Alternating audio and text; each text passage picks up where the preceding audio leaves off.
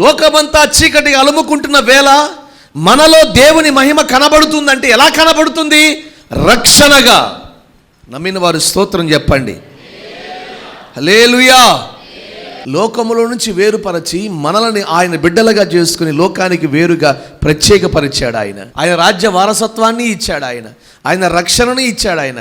ఒక మాటలు గమనించాలి అంటే, ఒక మాటలు చెప్పాలి, ఆయన మహిమ అంతా మనకిచ్చాడు. అందుకనే పౌలు అంటాడు రోమాకు రాస్తూ పత్రిక, అందరూ పాపము చేసి దేవుని మహిమను పోగొట్టుకున్నారు, కానీ ఇప్పుడు ఆయన దిగి వచ్చి మరలా మనము పోగొట్టుకున్న మహిమను క్రీస్తు యేసు ద్వారా మనకిచ్చాడు. మరి ఈరోజు ఈ వర్తమానం వింటున్న నీ జీవితంలో ఎటువంటి నిరుత్సాహ పరిస్థితుల మధ్య బ్రతుకుతున్నావో నాకు తెలియదు, కానీ నిన్ను కోరుకున్న దేవుడు నిన్ను అన్ని జనులకు అప్పగించడం, అవమానానికి వాళ్ళకి వీళ్ళకి అప్పగించడం. ఆయన నేను కోరుకున్న ఒక మహిమగల పాత్రగా ఉండటానికే కోరుకున్నాడు. విశ్వసించిన వారందరినీ ఆ రీతిగా ప్రభు ఆశీర్వదించును గాక.